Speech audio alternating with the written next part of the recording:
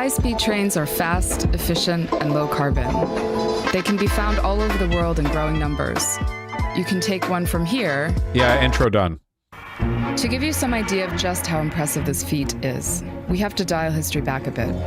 Nope. Chinese didn't invent high-speed rail, but boy, have they adopted the idea and run with it. This is Mark Smith, otherwise known as the man in seat 61. Well, he that's runs good. one of the internet's most popular train blogs, so he rides a lot of them. Like, a lot.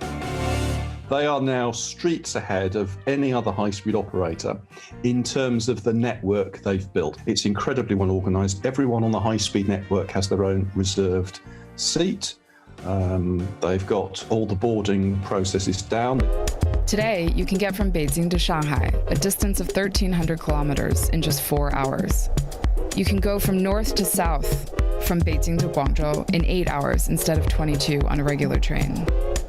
And if you really wanted to, you could take a bullet train to Tibet at 3,000 meters above sea level with automated oxygen supply and tinted windows so you don't get sunburned at such high altitude. So, how is all of this even possible? Well, firstly because they could do it for a bargain price. In China, a kilometer of high-speed track costs 17 to 21 million. That's In Europe, nothing. that price tag is 25 to 39 million. China's infrastructure boom was China definitely does benefit from cheaper labor. That is for sure. and is a matter of, political will, but also the ability to mobilize massive amounts of cheap labor, which is connected to, cheap materials. This is Cecilia Hans Springer, who does research on the environmental impact of China's infrastructure policymaking. They take a massive amount of, steel and aluminum and other really carbon-intensive materials, which are, sourced from domestic producers. And using domestic producers, of course, boosts the economy. By the 2008 Beijing Olympics, China had already opened its first high-speed line from Beijing to Tianjin that ran at 350 kilometers an hour. They started with the 4x4 network, so 4 north-south, 4 east-to-west routes, and that was around 2004. David Feng is an independent researcher specializing in China's high-speed rail network. Though he's currently sitting in a car, he's probably taken even more trains than Mark Smith. Impossible. Then, to deal with the financial... Except to do that, you also have to move a lot of people out of the way. China has been swift and ruthless about relocating residents. And if you don't want to move, well, they'll just build around you until you do. This is, I'm sorry, this is a good thing. I fully endorse this. The idea that, you have a project that could materially make life better for hundreds of millions of people, and one, old motherfucker with a shack in the middle of the path is no, this is my... Dude, come on. There have to be reasonable limits to property. If the expression of your property rights and interest are crippling projects that could benefit so many people. Now, obviously, I think that, as is the case with eminent domain or whatever else, if you're going to kick people out, you have to give them a really good deal. I'm not, and it's rough. It's not fair, but it's not fair in either direction. This is just how big civilizational projects go, and it needs to be for a good project. Obviously, I appear to be looking at a highway here. A highway is not high-speed rail. I do not defend highways. There's the problem with interurban highways. Okay, you're inconveniencing a lot of people and separating people based on their race on what? For a fucking highway? But it's not just people you have to move. Germany's Stuttgart rail station, for example, has been planned since 1995, but is nowhere near done. It's faced endless budget and planning problems, including lizards. In 2017, the delayed project was further derailed when Deutsche Bahn claimed it would have to resettle endangered lizards at a cost of 15 million euros. That's a budget of 2,000 to 4,000 euros per lizard. Not in China. Chinese legal code allows, basically the authorities to basically China doesn't have that issue because they can just exercise eminent domain and kick people out of their fields. I'm not saying that's good, but it definitely enabled, the development of that network. By 2013, does anyone else feel like the problem there wasn't actually the lizards? That project in Germany had already been delayed and facing budgetary and planning issues for 2 decades. Like, why did it cost so much to move the lizards? Well, probably because your project was a bloated bureaucratic nightmare from the start. Like, you were already like so far in. China had built 10,000 kilometers of high-speed rail, just about the total amount currently in use in the whole of Europe. And it doesn't have to worry about profitability. Many lines are running at huge operating losses. Good. Why? Politics, of course. I think the numbers speak for themselves. If it's not economically viable in the near term or even the medium term, there's got to be something else going on, right? And I think that thinking of those hinterlands of China... Infrastructure shouldn't have to pay a profit. That's not the point of infrastructure. Do roads turn a profit? No. The whole point of laying roads is that you allow people to get to places, thus you facilitate economic growth. Imagine how well our economy would be doing if we had no roads and people had to hike or like go on horseback to get to their near... Like, obviously, the point of infrastructure is to facilitate growth around it. If the trains operate at a loss, that's fine. Xinjiang and Tibet that you mentioned is, more part of a Belt and Road Initiative type of program with, clear geopolitical goals alongside economic ones.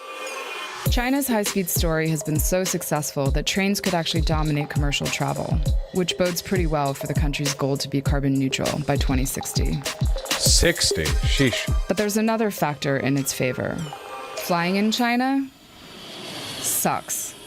Its Good. airports are consistently ranked the worst in the world for punctuality. With the planes, I was used to delays of up to 5, 6, even 7 hours. I got back in Beijing at 4 in the morning when I was supposed to be at home like about 10 or 11. He can thank the military for that. So, can other countries do the same? Well... No. 2 hours for, are you ready for it? 10 euros. European air travel has actually been on the rise in a few years. The pandemic devastated all travel, but the rail system took such a hard hit that the EU launched a campaign to lure travelers back. But the bloc's bigger problem is a pretty obvious one. There are 27 countries in it. The biggest issue in Europe is the fragmentation. Different operators with blinkers on looking at their own bit and not seeing the big picture.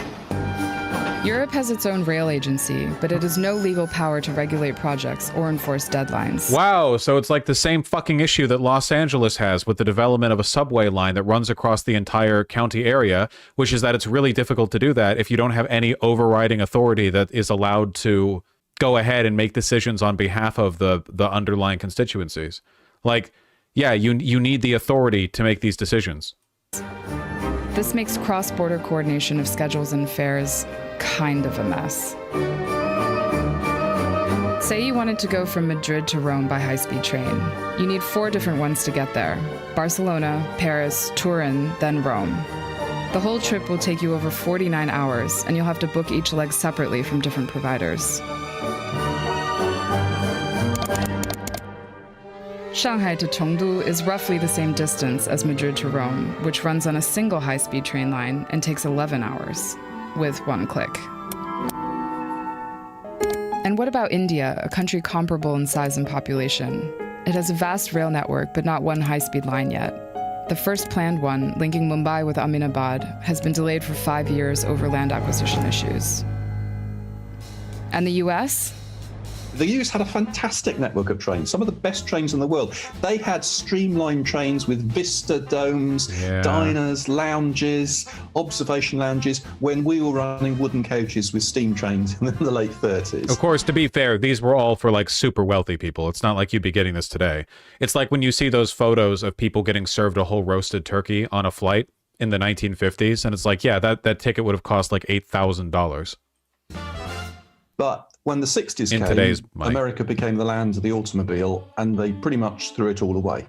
They've got a skeleton network now with Amtrak. Despite government pledges for the largest investment in rail since the creation of Amtrak. car-loving taxpayers haven't provided the political drive to move the needle anytime soon. I think in the US, more than any sort of policy paradigm, it's just the fundamental car culture that has been here since we invented cars. So I think— I don't even think it's just that, man. Again, I don't like blaming it on a cultural issue because it's a money issue. The car industry lobbies like a motherfucker. The train industry has been like completely privatized and is only really interested in doing short-run roles of extremely profitable like bulk goods, like freight, you know, freight delivery, move coal or aggregate or something from point A to point B. We had a good train system. I don't think it's like, oh, it's just American culture. Like, no, it's a paid issue, you know?